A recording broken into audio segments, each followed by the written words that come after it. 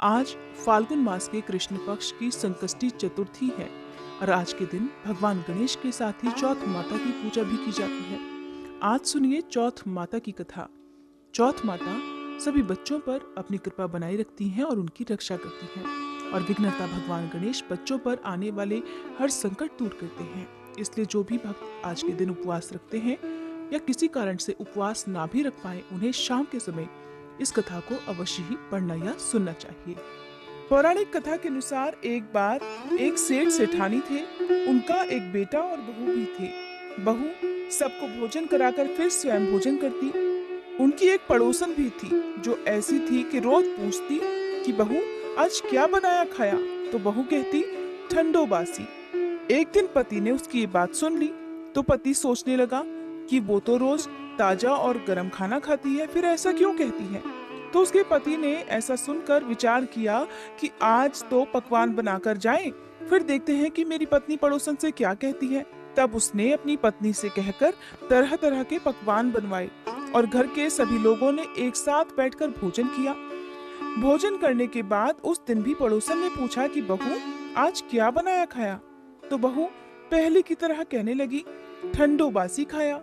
सेठ के लड़के ने सोचा हो न हो कोई बात तो जरूर है जिससे मेरी पत्नी रोज ऐसा ही कहती है।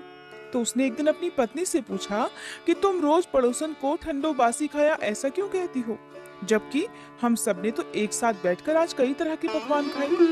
तो उसकी पत्नी कहने लगी हम सब जो खा रहे हैं वो हमारे बाप दादाओं की कमाई है। जिस दिन आप कमा कर लाओगे उस दिन मैं समझूंगी कि हम ताजा भोजन कर रहे हैं। अब एक दिन लड़के ने माँ से कहा कि माँ मैं एक बड़े शहर में कमाने के लिए जा रहा हूँ। माँ बोली बेटा हमारे पास तो इतना धन है कि खाए नहीं खाए जाएगा। तो माँ के मना करने पर भी बेटे ने खुद कमाने का दृढ़ निश्चय कर लिया। जाते समय अपनी पत्नी से कहने लगा मैं जब तक कमाकर बहुत सारा धन लेकर ना लौट कर आ जाऊं तो तब तक चूल्हे की आग बुझने मत देना। एक दिन चूल्हे की आग बुझ गई तो वह मन ही मन घबराने लगी कि कहीं मेरे पति पर तो कोई संकट नहीं आन पड़ा। जल्दी से पड़ोस में से आग लाकर चूल्हे में रख दूं। ऐसा मन में सोचकर वह पड़ोस में गई। वहां पड़ोसन चौथ माता का व्रत पूजन कर रही थी। पड़ोसन ने कहा थोड़ी देर में आकर आग ले जाना। बहू ने पड़ोसन से पूछा आप चौथ का ये व्रत क्यों करती हो, इससे क्या फल मिलता है। पड़ोसन कहने लगी चौथ माता के इस व्रत को करने से अन्न धन और लक्ष्मी मिलती है, अपनी मनोकामना भी पूरी हो जाती है, पति पर और बच्चों पर आया संकट भी दूर हो जाता है। पड़ोसन से व्रत की सारी विधि पूछकर कथा के बारे में जानकर अब बहू ने भी अगली बार से चौथ माता का व्रत रखना शुरू कर दिया। दीवार पर चौथ माता बनाई। उस दिन घी गुड़ का चूरमा बनाकर रात को चंद्रमा को अर्घ देकर भोजन किया। ऐसा करते करते बहू को बहुत दिन बीत गए। वो हर दिन अपने पति को याद किया करती। एक दिन चौथ माता ने बहू के पति को सपने में आकर कहा कि साहूकार का बेटा तू जागे कि सोवे, तेरी पत्नी घर में तुझे बहुत याद कर रही है, घर जाकर उसकी चिंता दूर कर। तू दुकान खोलकर कंकु केशर का पगलिया बनाकर बैठ जाना, आज तेरा हिसाब किताब चुकता हो जाएगा। अब तो चौथ माता ने जैसा कहा वैसा ही हुआ। उसने जल्दी जल्दी घर जाने की तैयारी शुरू कर दी और गाड़ी भरकर धन दौलत लेकर साथ चल दिया। रास्ते में एक बड़ा सा काला नाग फन फैलाए हुए बैठ गया और कहने लगा आज तो मैं तुझे डसूंगा, छोड़ूंगा नहीं, आज तेरी उम्र पूरी हो गई है। तब साहूकार के लड़के ने सांप से कहा आज चौथ माता ने मुझे सपना दिया है, इसीलिए मैं अपनी पत्नी से मिलने घर जा रहा हूँ। वहाँ मेरी पत्नी मेरा इंतजार करते हुए बहुत चिंता कर रही है, मैं उससे मिलकर जरूर आऊंगा, तब तुम मुझे डस लेना। नाग ने कहा तुम शपथ देकर जाओ तो मैं तुम्हें जाने दूंगा, अगर लौटकर नहीं आए तो मैं तुम्हारे घर आकर भी तुम्हें डस लूंगा। इस प्रकार नाग को वचन देकर साहूकार का लड़का अपने घर पहुंचा। वहां सभी से हंसी खुशी मिला और भोजन करके उदास होकर बैठ गया। उसकी पत्नी ने उदास होने का कारण पूछा तो पति ने नाग वाली बात बताते हुए कहा कि अगर मैं उसके पास नहीं जाऊंगा तो वो तो घर पर ही आकर मुझे डस लेगा। उसकी पत्नी बहुत चालाक और समझदार थी। कहने लगी आप बिल्कुल भी मत चिंता करिए, मैं आपको एक उपाय बताती हूँ। आप आराम से लेट जाओ, तब पत्नी ने कमरे की 7 पैड़ी, जिन्हें सीढ़ियां कहते हैं, उन्हें धो डाला। पहली पैड़ी पर रेत, दूसरी पर इत्र, तीसरी पर गुलाल फूल, चौथी पर कंकु केशर, पांचवी पर लड्डू पेड़ा, छठी पर गादी गलीचा और 7वीं पैड़ी पर दूध से भरकर कटोरा रख दिया।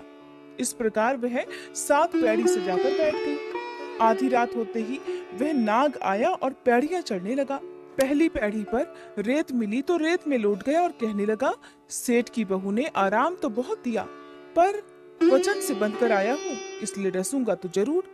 इस प्रकार 7 पैड़ियों पर वह नाग आराम करता हुआ और कहता हुआ कि डसूंगा तो जरूर कमरे में जाने ही वाला था कि चौथ माता ने विचार किया कि मैं इसे नहीं बचाऊंगी तो संसार में धर्म कर्म और मेरे व्रत पूजन को कौन मानेगा। अब तो गणेश जी, चंद्र देवता और चौथ माता ने साहूकार के बेटे को बचाने का विचार कर लिया। चंद्रमा जी ने उजाला किया, चौथ माता ढाल बन गई और गणेश जी ने तलवार लेकर उस नाग को मार दिया और ढाल से ढक दिया। उधर बहू भी थकी हारी सो गई। दिन हुआ तो लोग बेटे से मिलने आए, परंतु बहू बेटा तो उठे ही नहीं थे। बहुत देर हो गई तो माँ उन्हें उठाने के लिए गई। माँ ने 7 पैड़ियों पर जो कुछ देखा तो बहुत घबराई और बेटा बहू को आवाज लगाई।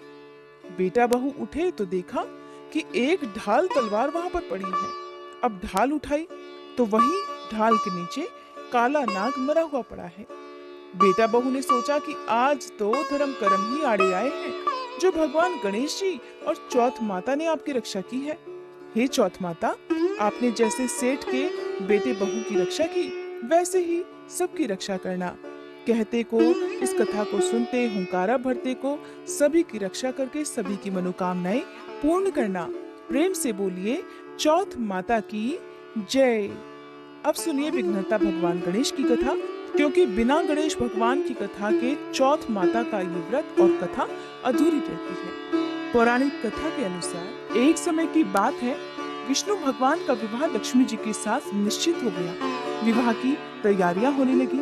सभी देवताओं को निमंत्रण भेजे गए, परंतु गणेश जी को अलग से निमंत्रण नहीं दिया।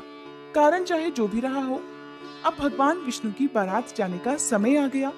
सभी देवतागण अपनी अपनी पत्नियों के साथ विवाह समारोह में सम्मिलित हुए। उन सभी ने देखा कि गणेश जी कहीं दिखाई नहीं दे रहे। तब वे आपस में चर्चा करने लगे कि क्या गणेश जी को न्योता नहीं भेजा है या स्वयं गणेश जी आए ही नहीं हैं। सभी को इस बात पर आश्चर्य होने लगा। तब सबने मिलकर विचार किया कि क्यों ना विष्णु भगवान से ही इसका कारण पूछ लिया जाए। तब वे विष्णु भगवान के पास गए और कारण पूछा। तब कारण पूछने पर विष्णु भगवान ने बताया कि हमने गणेश जी के पिता भोलेनाथ को तो न्योता भेजा है। अगर गणेश जी अपने पिता के साथ आना चाहते तो आ जाते, अलग से न्योता देने की कोई आवश्यकता भी नहीं थी।